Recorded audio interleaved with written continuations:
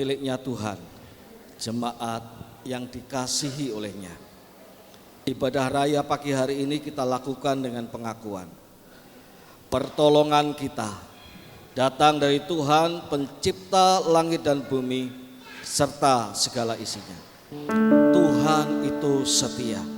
Dia tidak pernah meninggalkan perbuatan tangannya. Turunlah atas kita sekalian kasih karunia dan damai sejahtera dari Allah Bapa, Anak dan Roh Kudus dalam ibadah raya pagi hari ini. Urapilah kami ya Tuhan, dengan kuat kuasa Roh-Mu yang menyegarkan dan memulihkan itu. Dan kami datang kepada Engkau dengan hati yang penuh syukur dan sukacita, oleh sebab kami boleh semakin mengenal Engkau dan mengalami indahnya persekutuan dengan Engkau ya Tuhan. Kebaikan-Mu tak kami sangsikan, kemuliaan-Mu hanyalah Engkau yang layak dipuji dan kami muliakan ya Tuhan. Berkatilah kami semuanya, berkati ibadah ini dari awal sampai akhirnya. Engkau saja yang dimuliakan ya Tuhan, dan berkatilah kami umat-Mu. Di dalam nama Tuhan Yesus kami berdoa. Amin. Selamat beribadah, Tuhan Yesus memberkati kita semua.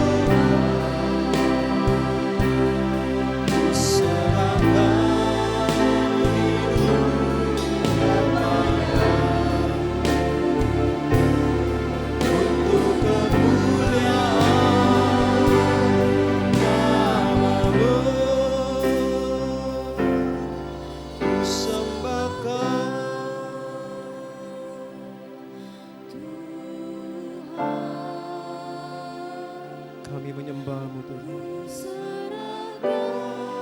Hanya Kau layak kami semua.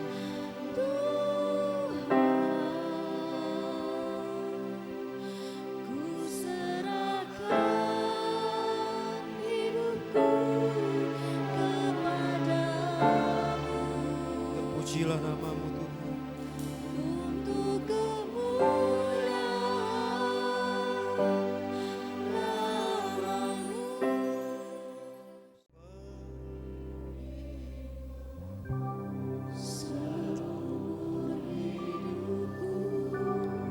Biar menjadi kerinduan kami Tuhan.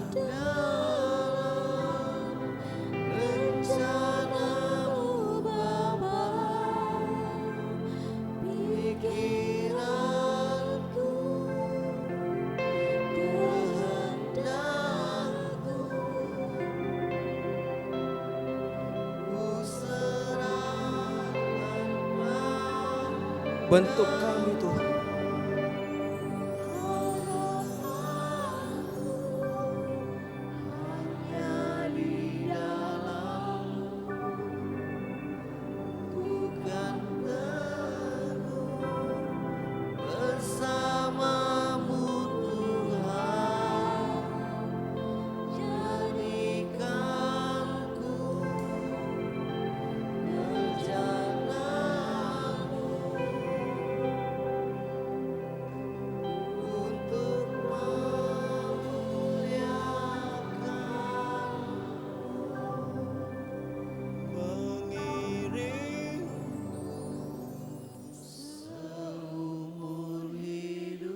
Biar menjadi kerinduan kami Tuhan.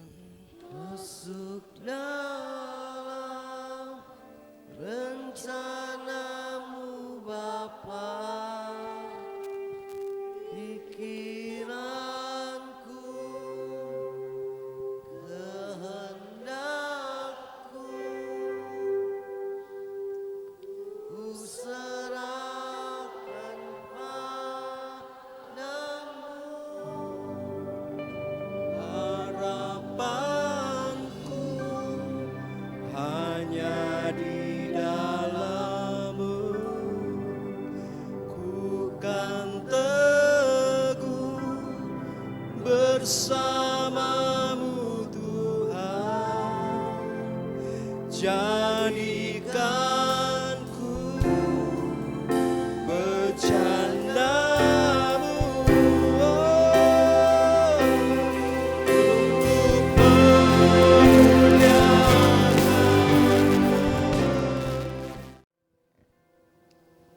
Segala puji hormat syukur kepada Tuhan. Terima kasih kepada Engkau yang sudah menyelamatkan kami dan membawa kami dalam rencana-Mu ya Tuhan. Sehingga sungguh kami dengan sukarela dan suka hati menyerahkan pikiran dan kehendak kami untuk selaras dengan kehendak dan rencana-Mu Tuhan dalam kehidupan kami ini. Kami percaya bahwa semakin kami dibawa masuk dalam rencana Tuhan, kami dibuat semakin mengenal Engkau. Kami mengerti bahwa rancangan-Mu bukanlah rancangan kecelakaan, tapi rancangan yang membawa damai sejahtera. Masa depan sungguh ada di dalam kehidupan kami ini. Terima kasih, kami mengucap syukur malam hari ini, pagi hari ini ya Tuhan. Kami mau dengar-dengaran akan Engkau, mendengarkan kembali akan sabda-Mu. Berfirmanlah ya Tuhan, kami mau mendengarnya dan melakukannya. Allah Roh Kudus pimpin kami, lembutkan hati kami, dan biarlah kami boleh menerima sabda-Mu dan tuntunan dari Roh Kudus. Dalam nama Tuhan Yesus kami berdoa, amin. Silakan duduk jemaat yang dikasihi oleh Tuhan. Puji nama Tuhan, Shalom. Ya, sungguh indah berjalan bersama-sama dengan pimpinan Roh Allah di dalam kehidupan kita ini.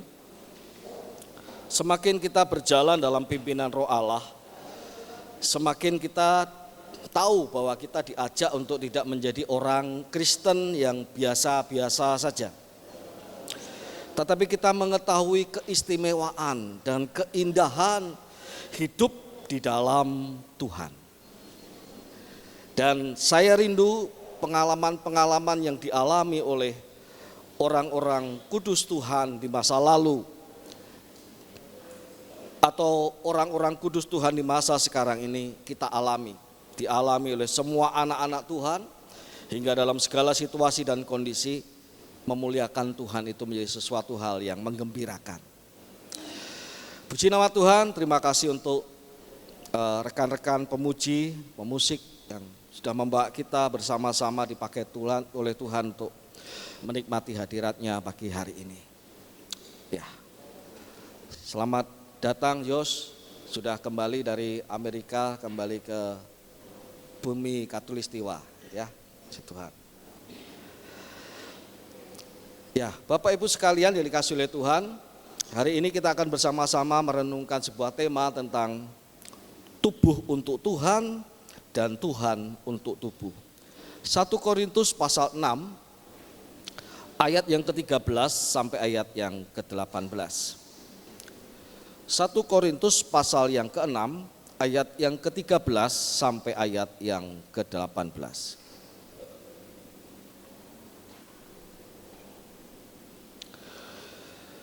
Kita simak bersama-sama.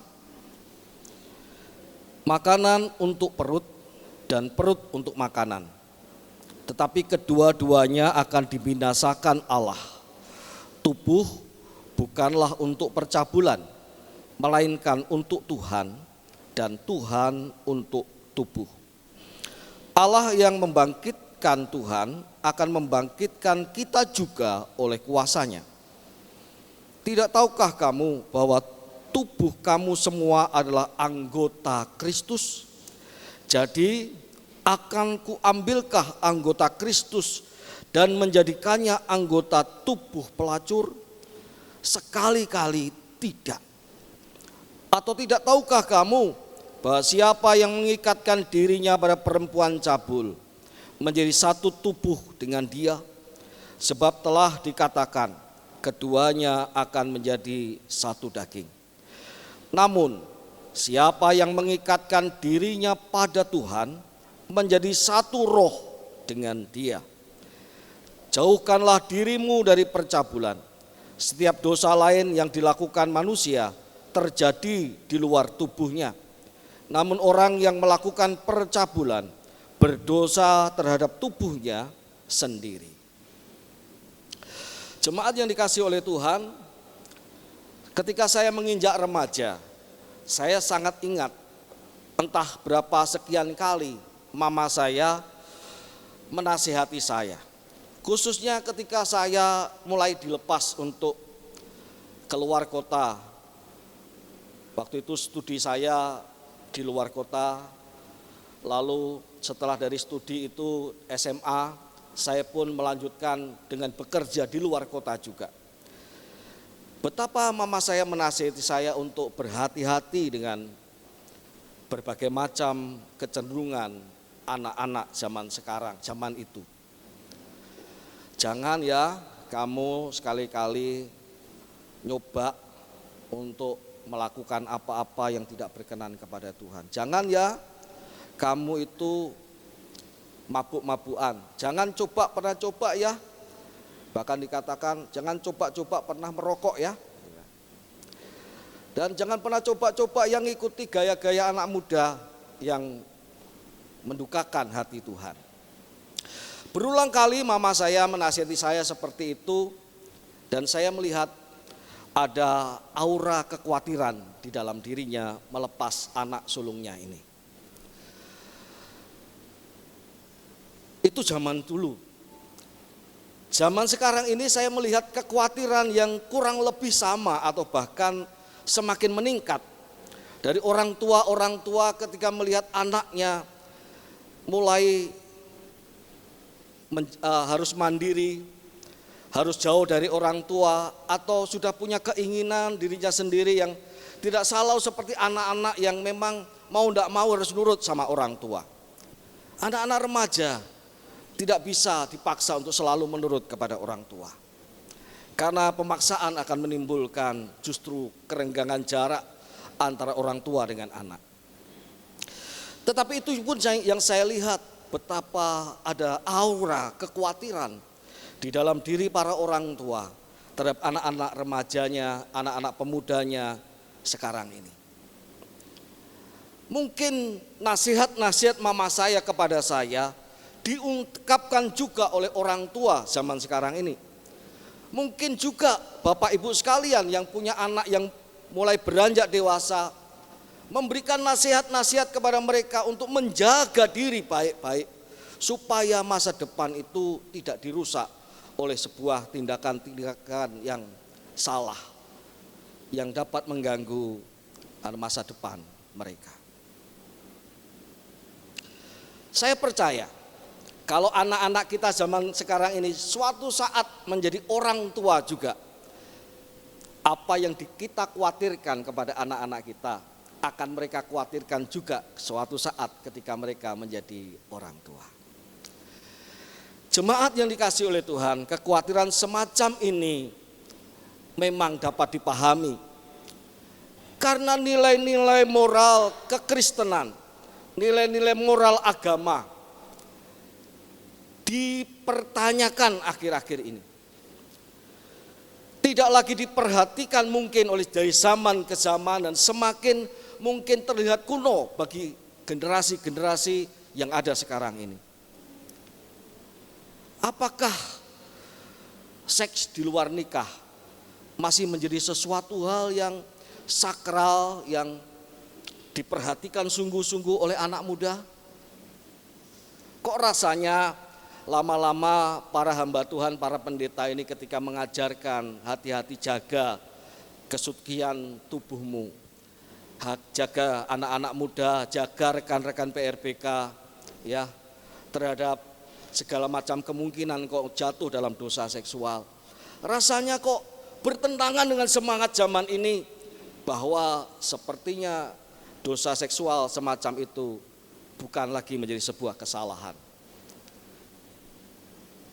Ketika hamba-hamba Tuhan itu berkata kepada pasangan suami istri, mewanti-wanti sejak katekisasi pernikahan, jaga hati ya, tubuhmu bukan milikmu sendiri, tubuh istri milik suami, tubuh suami milik istri. Jadi jangan gunakan tubuhmu dengan sembarangan karena kamu itu saling memiliki. Jangan tidak setia ya, sampai kamu punya will atau pill ya. Sampai kamu itu kemudian harus masih suka jajan dan lain sebagainya. Berpikir diajak oleh lingkungan ini untuk menyemarkan tubuhmu. Apakah nasihat-nasihat seperti itu masih relevan untuk didengar? Karena angka percabulan dan angka persinahan terus ada, baik yang diketahui maupun yang terselubung. Ada sebuah ejekan terhadap IKN baru-baru ini ya. IKN, Ibu Kota Negara Nusantara, sebagai ibu kota negara prostitusi katanya. Karena rupanya belum ditempati pun di sana sudah marak praktek prostitusi, katanya demikian. Yang memang menyediakan layanan seksual untuk para pekerja yang sedang bekerja di IKN. Dan apakah kita berpikir orang-orang yang melakukan itu di sana,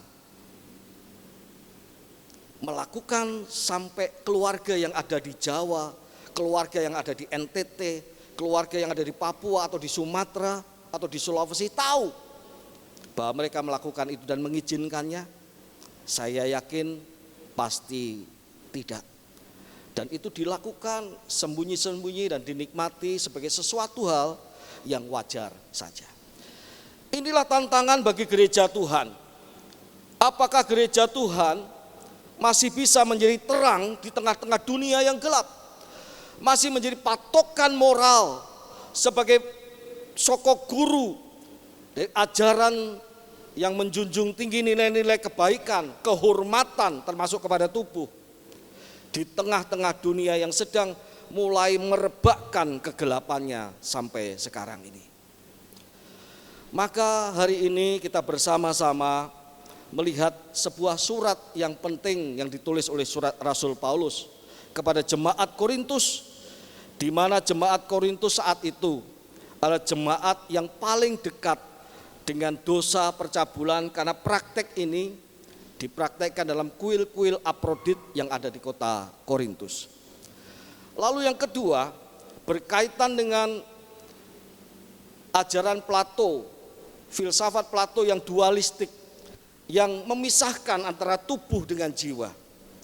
Sehingga seolah-olah tidak ada kaitan antara tubuh dengan jiwa begitu rupa.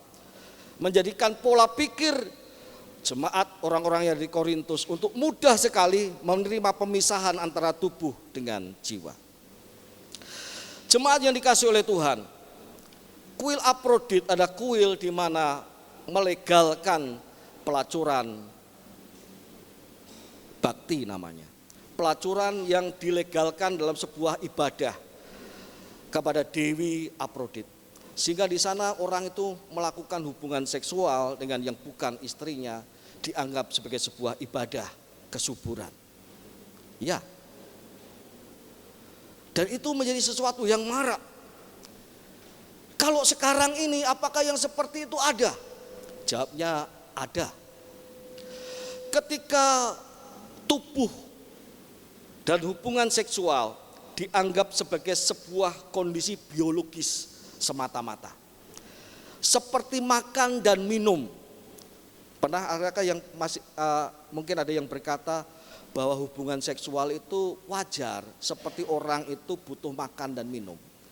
Kalau sama seperti engkau lapar, lalu engkau makan, setelah itu hilang rasa laparmu. Sama seperti engkau haus, lalu engkau minum, lalu hilang rasa hausmu. Demikian juga dengan hasrat seksual. Engkau butuh, tubuhmu itu sudah memicu itu, engkau butuh itu. Kalau engkau melakukannya, kalau engkau itu menikmatinya, maka selesai. Seperti makan dan minum saja. Ya, seperti makan dan minum saja. Jemaat yang dikasihi oleh Tuhan, tetapi melalui suratnya ini Rasul Paulus tidak mengatakan bahwa tubuh itu bukanlah untuk percabulan. Makanan memang untuk perut, perut untuk makanan. Tetapi tubuh itu untuk Tuhan dan Tuhan untuk tubuh. Jadi salah kalau zaman sekarang ini kita diajak untuk berpikir bahwa hasrat seksual yang menggunakan tubuh kita ini sebagai sebuah hal yang biasa saja seperti makan dan minum. Firman Tuhan tegaskan salah. Hubungan seksual tidak sekedar makan dan minum. Hubungan seksual itu bicara masalah persatuan. Persatuan antara kita dengan pasangan kita, ataukah persatuan kita dengan Kristus. Sebab jika tidak demikian tidak dikatakan bahwa Kristus itu roh Allah itu tinggal dalam tubuh kita. Hubungan seksual bukan sekedar makan dan minum, tetapi hubungan seksual jauh lebih dalam soal persekutuan, persatuan. Maka kalau tubuh digunakan untuk sesuatu hal yang percabulan atau persinahan, maka sebenarnya ada sesuatu hal yang salah dalam penggunaan tubuh itu. Yang pertama, yang kedua, apakah pandangan Platonis tentang perbedaan jiwa dengan roh masih ada zaman sekarang? Mungkin orang tidak pikir tentang filsafat Plato, tetapi orang bisa saja memisahkan diri sama seperti Plato berpikir bahwa apa yang dilakukan tubuh tidak terpengaruh pada jiwamu. Kan tubuhmu akan mati. Yang masuk surga itu tubuhmu apa roh jiwamu? Roh jiwa. Tapi kan tubuh kita akan dibangkitkan. Tuhan kan akan memberikan kamu bukan tubuh ini, tapi tubuh rohani, tubuh surgawi yang tidak akan mati, yang tidak akan sakit. Kan tubuh ini akan kembali ke tanah. Jadi yang dilakukan tubuhmu tidak akan berpengaruh kepada jiwa dan rohmu. Ini pandangan dualistis yang kemudian dianut banyak orang. Sehingga apapun yang dilakukan tubuhmu, yang penting hati dan jiwamu damai sejahtera, tenanglah. Ketika saya kepala asrama di STT Abdiel, pimpinan kami, pimpinan sekolah merasa perlu untuk mengundang seorang dokter untuk mengajarkan kepada mahasiswa tentang merawat kesehatan. Salah satunya adalah merawat kesehatan organ seksual. Ya.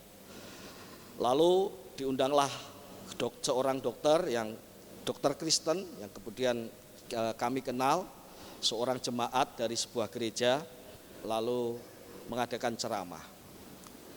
Di dalam ceramah itu seorang mahasiswa mengangkat tangan dan bertanya ketika dibuka ruang untuk bertanya jawab. Dia bertanya kepada dokter ini, "Dokter, kalau saya mau bertanya, apakah masturbasi atau onani itu sehat atau tidak? Dokter itu memandang saya, melihat saya yang kepala asrama yang sedang menunggu, mendampingi mahasiswa sedang mendengarkan ceramah, dan saya satu-satunya hamba Tuhan yang hadir di ceramah itu. Hamba Tuhan dalam arti dosen yang mendampingi mahasiswa. Dia berkata, maaf ya Pak Pendeta, ini saya jawab, tapi jawaban saya murni medis, bukan teologis ya Pak. Kalau teologis urusannya Pak Pendeta, katanya begitu. Lalu dia berkata kepada mahasiswa yang bertanya, kalau kamu itu melakukan masturbasi dan onani, selama kamu itu tidak menimbulkan stres, selama kamu itu tidak merasa bersalah, selama kamu itu fine-fine saja, enjoy-enjoy saja, lakukanlah. Karena dokter tidak bicara soal dosa. Wah, saya berpikir dalam hati, saya harus lengkapi nih kata-kata dokter ini. Ya, saya harus lengkapi kata-kata dokter ini. Suatu saat saya berikan penjelasan kepada mahasiswa tentang hal itu, dan tentu tidak akan saya ungkapkan di sini. Yang jelas saya menawarkan kepada mereka, kalau ada yang bergumul dengan masalah masturbasi dan onani, jangan pernah takut untuk datang dan minta pertolongan. Jemaat yang dikasihi oleh Tuhan, kalau kita sedang menghadapi masalah, bukankah seringkali orang memisahkan antara tubuh dengan jiwa, tubuh dengan roh? Selama kamu itu tidak merasa bersalah, selama kamu happy-happy saja, ya lakukanlah. Tidak akan membuat kamu stres, tidak membuat kamu merasa bersalah di hadapan Tuhan, lakukanlah. Itu ajaran yang masih ada antara pemisahan tubuh dengan jiwa sekarang ini. Tetapi sekali lagi dikatakan oleh firman Tuhan, tidaklah demikian halnya. Karena tubuh itu untuk Tuhan dan Tuhan untuk tubuh. Sebab kita ini seperti orang-orang yang sudah dimiliki oleh Kristus. Sama sebagaimana dikatakan, tidak tahukah kamu bahwa tubuh kamu semua adalah anggota Kristus? Minggu yang lalu kita belajar tentang tubuh Kristus, jemaat adalah tubuh Kristus. Hari ini kita belajar tubuh kita ini sebagai anggota Kristus. Artinya apa? Artinya barang siapa sudah menjadi milik Kristus, maka terjadi persekutuan rohani di dalam dirinya. Sebagaimana ayat 17 dikatakan, namun siapa yang mengikatkan dirinya pada Tuhan, menjadi satu roh dengan Dia. Barang siapa mengikatkan dirinya dengan Tuhan, menjadi satu roh dengan Dia. Bagaimana kita memahaminya?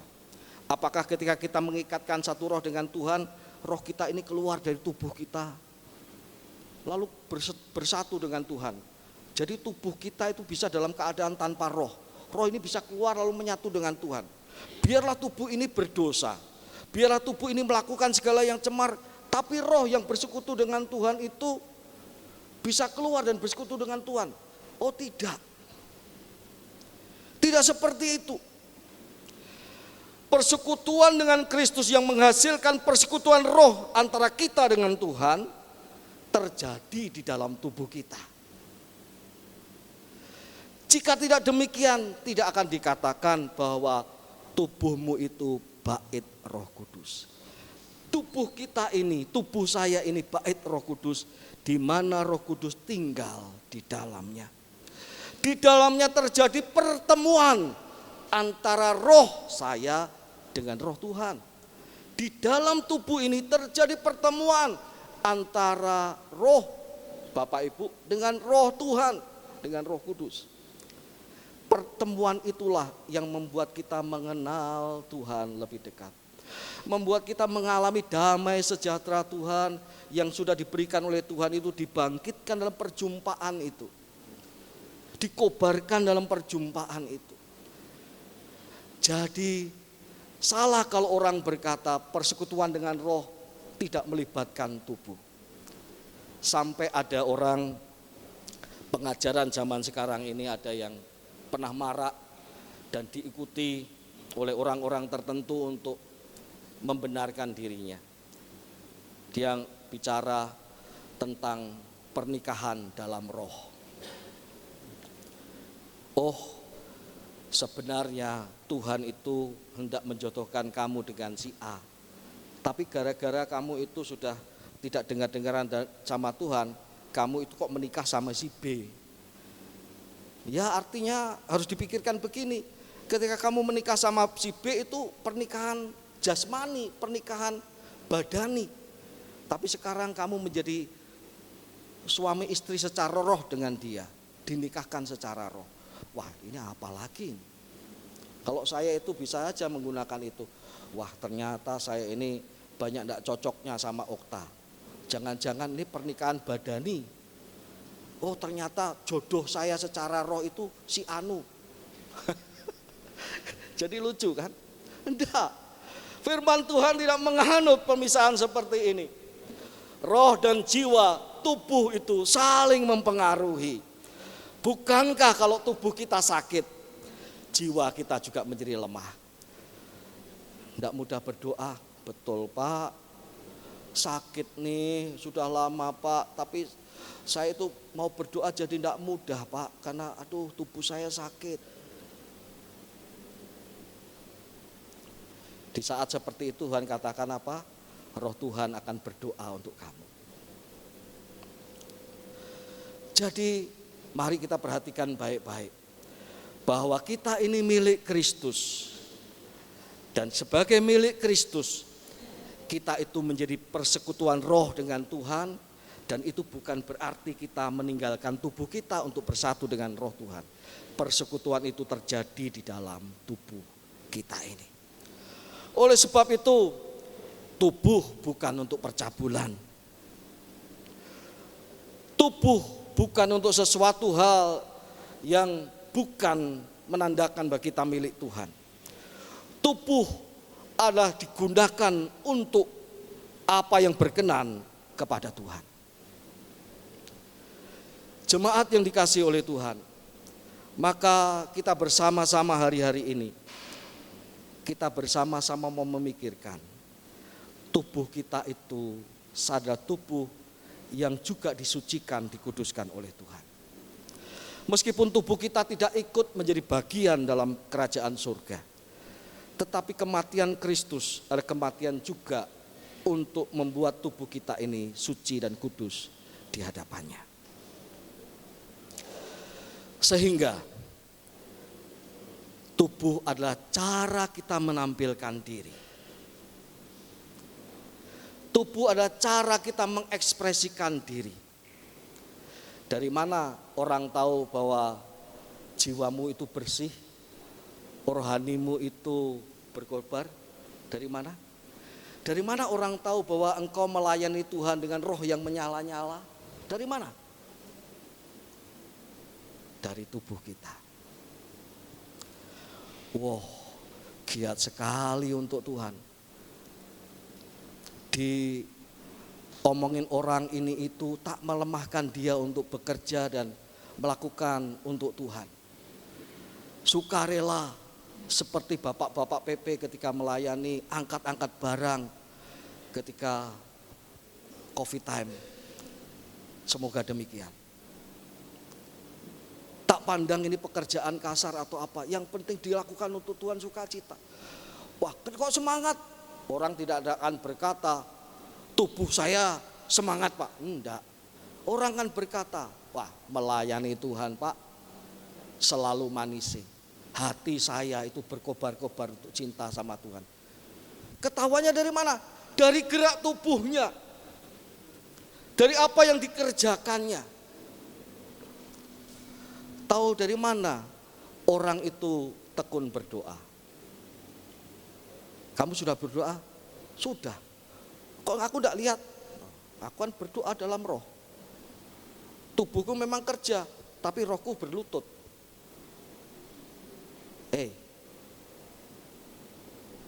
Ketika kita itu berlutut di hadapan Tuhan, ketika itu kita itu mengalami hadirat Tuhan, itu juga dimanifestasikan, ditunjukkan oleh tubuh. Jika tidak demikian, tidak dikatakan oleh firman Tuhan, ketika pentabisan bait Allah Salomo itu, kaki para imam tidak ada yang tahan untuk berdiri. Mereka semua tersungkur karena hadirat Allah yang luar biasa. Artinya apa? Tubuh pun ikut mengalami hadirat Tuhan itu, menunjukkan bahwa hadirat Tuhan itu ada melalui tubuh ini. Lalu pertanyaannya, kalau tubuh itu lalu digunakan dengan sembarangan, apakah itu cara untuk menyatakan bahwa Tuhan ada dalam tubuh kita? Tentu tidak sama sekali. Jemaat yang dikasihi oleh Tuhan, sebagaimana dikatakan oleh firman Tuhan, bahwa orang-orang percaya yang masih mengikatkan tubuhnya pada percabulan dan rupa-rupa kecemaran, itu sama seperti seseorang yang mengambil anggota tubuh Kristus dengan semena-mena. Jadi, sebagaimana ayat 15, jadi akan kuambilkah anggota Kristus dan menjadikannya anggota tubuh pelacur? Kata yang digunakan oleh Rasul Paulus, akan kuambilkah, sepertinya mengindikasikan, lebih gambarannya seperti orang memancing. Ya. Jemaat gereja Samasi Pontianak itu suka memancing, beberapa orang ya. Mengambil itu seperti bukan mengambil barang begini, ambil Alkitab, dipindahkan ke sini. Enggak.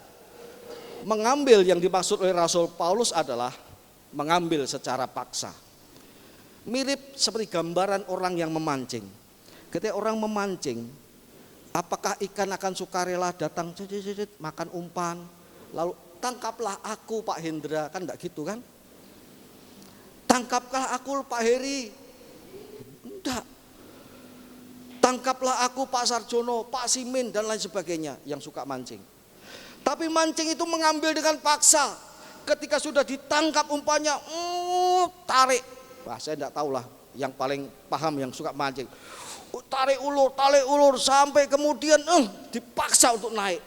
Dan begitu masuk ke kapal, ikan itu mati.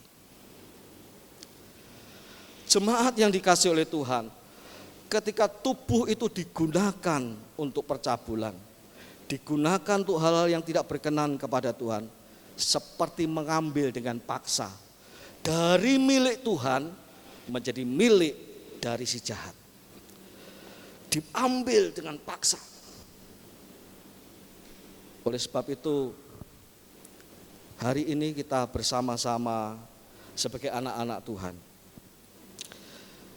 Saya tidak ingin gereja Tuhan itu menjadi gereja penghakiman, tidak. Gereja Tuhan harus menjadi seperti rumah sakit. Rumah sakit itu menyerukan penyuluhan-penyuluhan bagaimana menjaga kesehatan. Betul ya? Ada dokter-dokter yang tugasnya, ada perawat-perawat yang tugasnya selain merawat mereka yang sakit adalah mereka itu mengadakan penyuluhan kesehatan. Jangan makan banyak garam. Garam itu sekian saja. Kenapa? Potensi darah tinggi. Ya, saya ngomong pada diri saya sendiri karena saya kecenderungan darah tinggi. Ya. Jangan banyak gula. Kenapa? Aduh, gula itu adalah penyakit yang tidak remeh. Jaga pola hidup sehat, makanan-makanan bergizi, cukup istirahat, cukup olahraga. Ya, sama seperti pendeta itu mengajarkan firman Tuhan. Hamba-hamba Tuhan mengkhotbahkan firman Tuhan. Jaga kesucian, jaga kekudusan. Sebagaimana Tuhan sudah menyucikan dan menguduskan kita. Jaga, jangan gunakan tubuh kita ini untuk percabulan, untuk diisi dengan rupa-rupa kecemaran. Tetapi sekaligus hamba Tuhan dan gereja dan kita semua menjadi orang-orang yang merawat mereka yang sakit. Jadi kalau ada anak Tuhan yang bersalah, yang sedang bergumul dengan tabiat dosanya, jangan dihakimi. Jangan disalah-salahkan. Mungkin sementara waktu mungkin diminta untuk refleksi, diminta untuk banyak merenung ya, banyak berdoa. Sementara waktu jangan melayani dulu, bukan hukuman, tetapi bentuk pertolongan. Supaya bersama-sama kembali mengalami pemulihan yang Tuhan kerjakan. Siapa yang sedang bergumul, siapa yang sedang gagal, siapa yang sedang tercerabut dari milik Kristus lalu dipaksa untuk menjadi milik dari percabulan, dari rupa-rupa kecemaran, orang seperti ini butuh pertolongan dan itu gereja Tuhan harus menolong. Hamba-hamba Tuhan harus menolong. Bukan untuk dihakimi, tetapi untuk disembuhkan. Jemaat yang dikasihi oleh Tuhan, hari ini justru kita melihat bahwa kekristenan di tengah-tengah dunia yang gelap ini, yang sedang tidak bermoral dan sedang sebenarnya mencari sebuah komunitas yang tegak moralnya. Kekristenan memang bukan ajaran moral. Kekristenan tidak bicara soal deretan apa itu kebaikan A sampai Z. Bukan deretan tentang apa itu kesucian A sampai Z. Tidak. Tapi kekristenan bicara soal kamu itu milik Kristus. Dan Kristus itu milikmu. Tubuh itu milik Kristus. Dan Kristus untuk tubuh. Dan di sana ada hasilnya. Buahnya adalah nilai-nilai moral. Jemaat yang dikasihi oleh Tuhan, saya akan tutup dengan sebuah kesaksian. Seorang pendeta dari gereja Protestan, bukan gereja karismatik, berkata kepada saya, Pak, saya itu geli ketika orang-orang Pentakosta karismatik apa-apa dikasih roh, Pak. Nanti ada orang marah, oh dia sedang dihinggapi roh marah. Nanti ada orang berkata sombong, oh dia sedang dihinggapi roh kesombongan. Apa-apa dikasih roh, Pak. Nanti ada roh malas, ada roh lemah lembut, ada roh geram, ada roh benci. Saya geli, Pak, mendengarnya, kata pendeta rekan saya dari gereja Protestan. Tetapi kemudian dia menyambung. Tetapi Pak, saya percaya bahwa dosa seksual itu ada rohnya. Mungkin dia tidak percaya ada roh kemarahan, ada roh kebimbangan, ada roh kesedihan. Tetapi dia berkata kepada saya, tapi saya percaya Pak, dosa seksual itu ada rohnya, Pak. Saya tidak menyambung lebih lanjut pembicaraan itu. Tetapi kemudian ada seorang mahasiswa STT Abdiel yang pulang dari praktek pelayanan bercerita kepada saya. Suatu saat, Pak, kami mengadakan penengkingan, pengusiran orang yang dikuasai oleh ketidaksetiaan kepada istrinya. Dia selalu saja kembali ke dosa yang sama, melacur gonta-ganti perempuan, mencari pelacur dan lain sebagainya. Kami adakan pelepasan, Pak. Pak Denny percaya enggak? Apa saya cari? Ketika didoakan, orang itu meronta-ronta, lalu saya lihat seperti babi keluar dari tubuhnya. Oh, ini roh patkai ini ya. Roh patkai. Oh cinta, deritamu tiada akhir. Jangan begitu ya kata patkai itu. Saya mendengar itu karena saya tidak pernah melihat. Tetapi mahasiswa ini berkata, Pak Denny percaya enggak? Saya melihat Pak, ada seekor babi keluar dari tubuhnya. Jemaat yang dikasih oleh Tuhan, mengapa demikian serius tubuh kita ini di hadapan Tuhan? Kita tidak bicara sesuatu hal yang rohani lepas daripada tubuh kita. Kalau tubuh itu untuk Tuhan, mari kita jaga baik-baik tubuh kita. Mari kita jaga kesehatannya. Tapi yang sekaligus yang lebih penting adalah jangan jadikan tubuh sebagai milik dari percabulan. Jangan jadikan tubuh sebagai milik dari penyembahan berhala. Jangan jadikan tubuh sebagai milik dari berbagai macam perbudakan dosa zaman sekarang ini. Sebab itu sama seperti menarik dengan paksa milik Kristus lalu kita lemparkan kepada sesuatu hal yang nista. Mari bersama-sama kita menghargai tubuh kita. Sebab saya melayani Bapak Ibu di depan sini. Saya juga Bapak Ibu lihat. Yang Bapak Ibu lihat bukan hanya roh, karena roh saya tidak bisa Bapak Ibu lihat. Tetapi roh saya dapat Bapak Ibu kenali dari tubuh saya. Jiwa saya dapat Bapak Ibu lihat dari presentasi diri saya. Memang orang bisa berpura-pura dengan tubuhnya. Tetapi Tuhan mau mengatakan, kamu milik Kristus. Kamu ada persekutuan roh dengan Kristus. Kalau kamu ada persekutuan roh dengan Kristus, maka akan tampak dalam tubuhmu dan itu bukan kepura-puraan. Itu apa adanya. Kalau kamu punya persekutuan dengan percabulan, mungkin orang bisa dikelabui, tetapi dirimu sendiri tidak akan pernah bisa mengelabui. Kalau engkau sudah mengajak tubuhmu melemparkannya kepada percabulan. Hari ini saya ingin kita bersama-sama merenungkan firman Tuhan. Sebelum firman Tuhan kita sambung pada minggu selanjutnya, bicara tetap dengan tubuh untuk memuliakan Tuhan dan mempersembahkan tubuh sebagai ibadah yang sejati.